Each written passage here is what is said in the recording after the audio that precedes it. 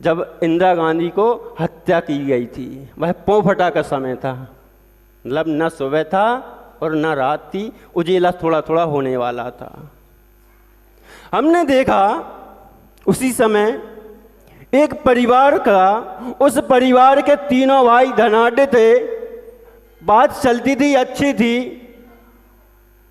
लेकिन उस परिवार के जो छोटे भाई थे उस पर विपत्ति थोड़ी आई तो सबने हाथ खींच लिया। जब अस्पताल में भर्ती किया गया, कर्फ्यू लगा था, कर्फ्यू के दौरान भी क्या हुआ, परिवार वालों ने पूछा भी नहीं कि कैसे हैं, क्या हो रहा है। एक भाई था जो बड़ा था, उसके बालक नहीं थे, संतान नहीं थी। वह जरूर पूछता है, वह जरूर कहता है कि भैया ध्यान रखना, पैसे खर्चा हो जाए हम भी जाते हैं, सांत्वना देकर आते हैं। ऐसे ही सांत्वना के रूप में बोल दिया, ठीक है, कम से कम सांत्वना तो बोला। तो चलता रहा, देखते रहे।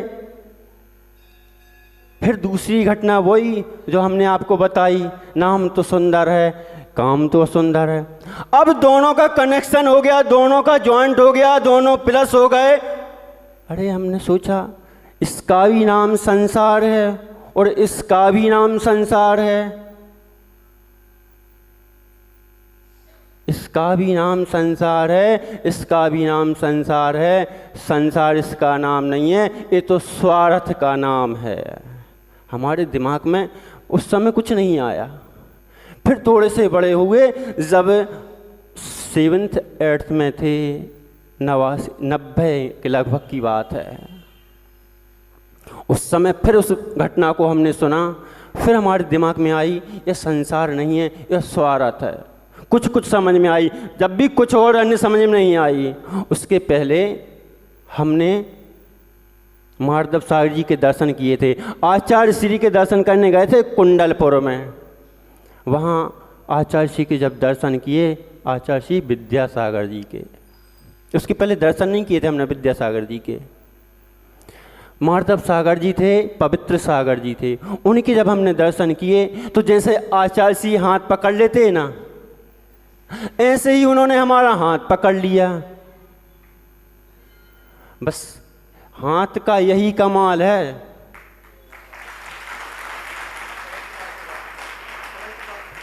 हाथ का यही कमाल हुआ करता है। जैसे बोर्ड में अगर वायर टच कर दिया जाए तो वह वायर के द्वारा करंट पास कहाँ आ जाता है, बल्ब में आ जाता है।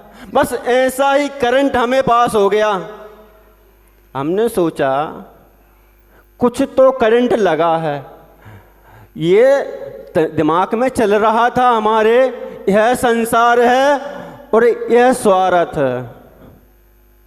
फिर योग में गए, मतलब सम्यक्त सागर जी, ध्यान सागर जी, एलक सम्यक्त सागर जी थे और छुल्लक ध्यान सागर जी थे। उनसे कनेक्शन ज्वाइंट हो गया, मतलब फेस उधर मिल गया था, अर्थ बाकी रह गया था, वह अर्थ इधर मिल गया, दोनों कनेक्शन हो गए, ज्वाइंट हो गए। अब जब दोनों अर्थ और फेस मिल जाते हैं तो बल्ब जल जाता है, और अगर फेस ही फेस मिल जाए तो फूट जाता है, और अर्थ ही अर्थ मिले तो कुछ नहीं होता। अब अर्थ फेस उधर मिल गया, अर्थ इधर मिल गए। हमने रखी भावना, रख दी तो बोले आचार्य जी पास चले जाओ। आचार्य जी से फिर हम पास गए मुक्तागिर में। आचार्य जी से बात हुई। पहले आचार्य जी से बात हो जाती थी, अब तो क्या है, जो लघुआ चकुआ हो गए ना, जो लघुआ बगुआ हो गए ना, वो आचार्य जी के पास पहुंचने ही नहीं देते। पहले ऐसा नहीं था, न लघुआ थे न बगुआ थे, माने जो न लगाने वाले थे और न बगल वाले थे, वे आचार्य जी पास जाने से रोकते नहीं थे। आचार्य जी से सामान्य व्यक्ति भी हमने देखा है। कुंडलपुर में जब हम पहली बार मिले थे, कुआ के पास जो मंदिर है उसमें वह 10 आज भी याद है, वह बैठे थे और उनसे खूब चर्चा हुई थी। और फिर मुक्तागिर में गए, वहाँ भी हम अकेले आचार्य जी से खूब बात हुई। आचार्य जी बोले अभी समय नहीं है, एक काम करो, व्रत ले लो। ठीक है, समय पहले कह दिया है, यहाँ भी वही कह रहे हैं, लेकिन कल भी अपन ने देखा था जब तक समय नहीं है तब तक वह मूछ में समझ में नहीं आया और पूंछ में समझ में आ गया था। जब तक हम मूछ को करके बैठते हैं तब तक हमारी समझ में नहीं आती, लेकिन पैसे पूंछ लग जाती है हमारे समझ में आ जाती है।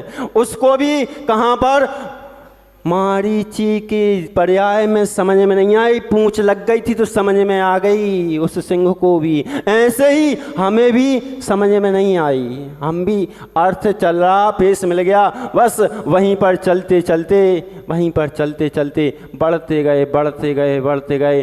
और भी बहुत सी घटनाएं, बहुत से दृश्य हैं, वो देखते गए और सोचते गए, विचार करते गए। तब कहते हैं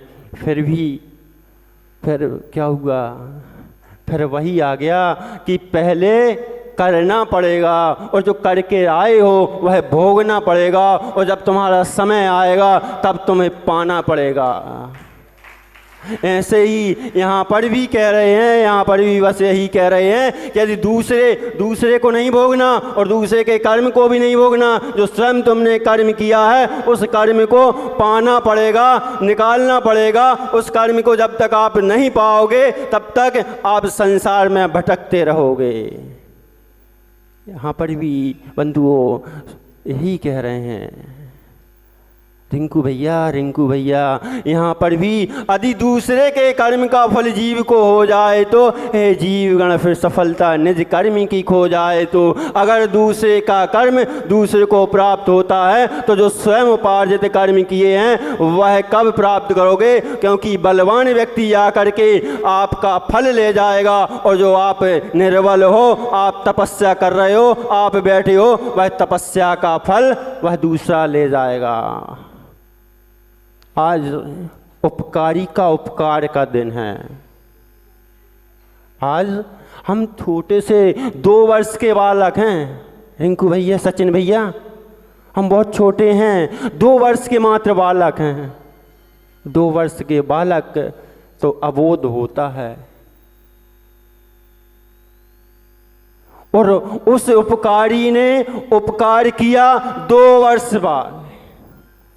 उपकार जन्म देने वाले का भी होता है, पालने वाले का भी होता है, और उन उपकारों को बड़ा किया उनका भी उपकार है उन्होंने, क्योंकि उनका सबसे बड़ा उपकार ये है कि पाला पोसा, बड़ा किया, और बड़ा करके और फिर इस योग्य बनाया। क्योंकि संगति माता सबसे पहली गुरु होती है, पिता सबसे पहले गुरु होते हैं, भाई सबसे पहले गुरु हुआ करते हैं, क्योंकि वह जैसी संगत कराते हैं वैसा ही फल पाते हैं। आज बहुत से लोग हैं, मंदिर बाजू में है, लेकिन जाते नहीं हैं। कल ही एक आए, बोला एक कल्ला में नई सूरत, तो हमने उस सूरत से कहा, अब मौन थे, रात था, हमने कि भैया हमने दिमाग में नहीं आ रही कि तुम कभी आए हो। नहीं महाराज जी, पहले आते तो 2-3 बार आ चुके हैं। अरे हमसे ही बोल देते, हम तुम्हारे दर्शन करने आ जाते, तुम्हें फुर्सत नहीं थी, तुम्हें टाइम नहीं था, क्योंकि 5 महीना होगा, 5 महीने में तुम आ जा पाए हो। बात क्या है, कितनी दूर रहते हो, बस मंदिर से निकले गली में और हमारा मकान है। हे भगवंता धन्य हो तुम प्रभु के दर्शन करबे, मंदिर जाते हो दर्शन करने, कभी कभी चले जाते हैं।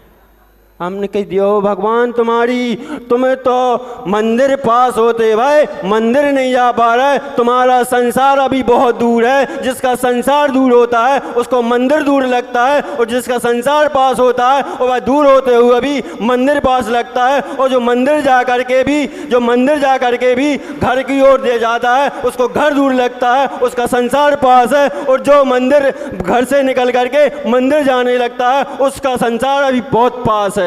इसके लिए भगवान महावीर स्वामी की जय।